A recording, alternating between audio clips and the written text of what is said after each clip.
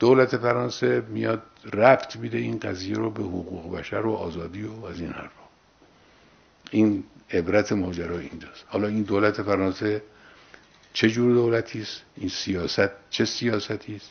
این سیاست همون سیاستی است که خشنترین و وحشیترین تروریست های دنیا رو در خودش جا داده و پناهگاه اونها شده. یعنی تروریست هایی که در کشور ما رئیس جمهور رو به شهادت رسوندن، نخست وزیر رو به شهادت رسوندن، رئیس قوه قضاییه رو به شهادت رسوندن،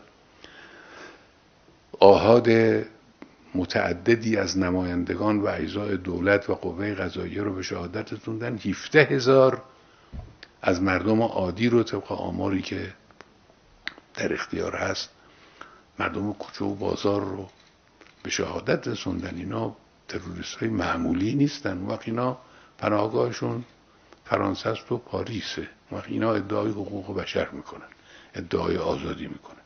همین دولت به گرگ خونخواری مثل صدام در دوره جنگ تحمیلی بیشترین کمک رو کرد. حالا نمیتونیم بگیم از کمک‌های دیگران بیشتر بود، کمک‌های دولت‌های دیگه، اما یکی از بزرگترین کمککاران صدام در این جنگ اون بود.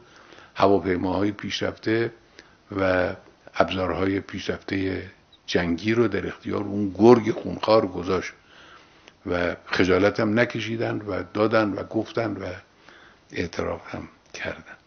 بعد هم که در حالا این مال رفتار اونها با تروریست ها و اینهاست، رفتارشون با ملت خودشون هم در این شنبه های تظاهرات شنبه های این یک سال اخیر مشاهده کردید که چیکار کردن ما مردم خودشون. وقت اینا ادعا میکنن که از اهل آزادی و عرض کنم که حقوق بشر و اینهاست، که بنده اعتقادم اینه که اینها دو روی یک سکن.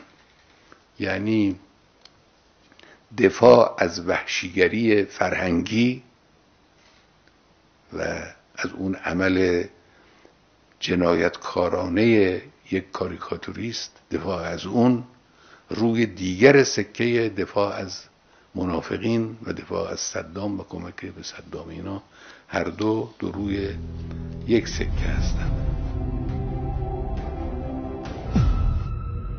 اینجا مرکز مقاومت است.